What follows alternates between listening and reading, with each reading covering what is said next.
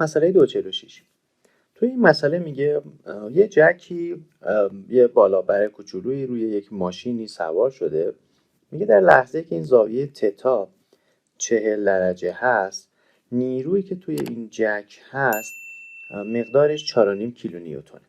پس در لحظه که تتای 40 درجه ای رو داریم، یک نیروی 4.5 کیلونیوتن توی جک داریم. میگه گشتاور این نیرو حول نقطه او حساب کنید. خب وقتی نیروی 40 نیوتنی 4.5 کیلونیوتنی توی این جک داریم، گفتیم نیرو رو توی هر نقطه‌ای میشه تجزیهش کرد و همچنین نیرو میشه در راستای خودش جابجا کرد بدون اینکه مشکلی پیش بیاد.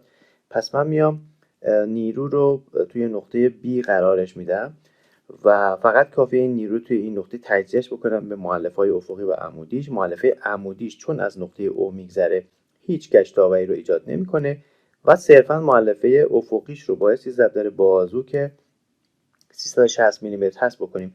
پس نکته که این مسئله داره این که فقط ما بتونیم زاویه این جک رو پیدا بکنیم با محور افقی یا محور عمودی. خب ابتدا اگر من بخوام این زاویه رو پیدا بکنم، زاویه جک رو پیدا بکنم، لازمه که طول افقی و طول عمودی رو پیدا بکنم. خب اگر مثلثی که اینجا من ترسیم میکنم رو در نظر بگیرید، مثلثی که اینجا هست، این مثلث، توی این مثلث ما یک زاویه 40 درجه‌ای داریم، تتا است و یک طول 340 میلیمتری. پس من میتونم محور افقی و محور عمودی رو مقدارش رو حساب کنم. محور افقیش میشه 340 کوسینوس 40 درجه و قسمت عمودیش میشه 340 سینوس 40 درجه.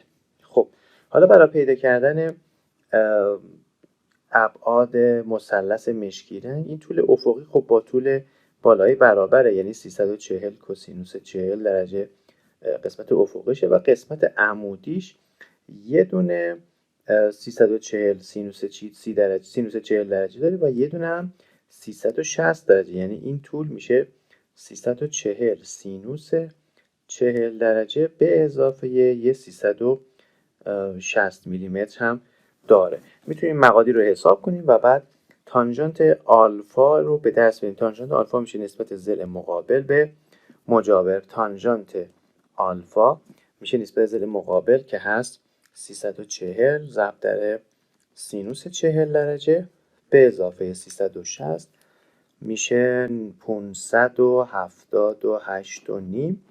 تقسیم بر 340 ضرب در کوسینوس 40 درجه که مقدارش هست 30.6 و میتونیم از این رابطه مقدار آلفا رو با حساب حاسبه تانژانت معکوس به دست بیاریم.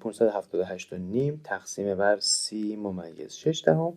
18.9 میشه. اگر ازش تانژانت معکوس بگیریم، زاویه آلفامون میشود 87 درجه. خب حالا میتونیم مقدار نیرو رو تجزیهش بکنیم، یعنی نیرویی که الان اینجا هست رو میتونیم تجزیهش بکنیم به محور افقی و محور عمودی. محور عمودیش، مؤلفه عمودیش که از نقطه او میگذره و گشتاوری به ما نمیده، فقط مؤلفه افقی گشتاور میده، این هم زاویه آلفا.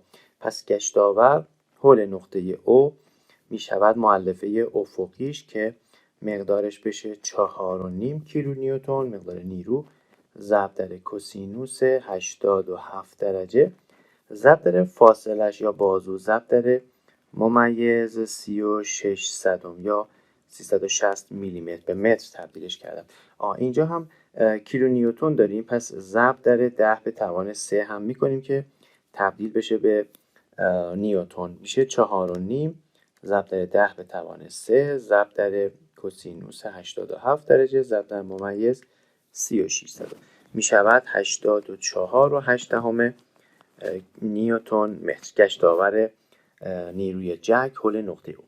البته توجه داشته باشید که اعداد دقیق تری رو هم میشه اینجا ایجاد کرد به خاطر این بازویی که این داره و مقدار 110 میلیمتری است، ولی ارزش نداره بخواید انقدر دقیق بشید. با یک خطای نسبتا قابل قبولی این محاسبات صحیح هست. پس مقدار گشتاور میشه 84.8 نیوتن متر.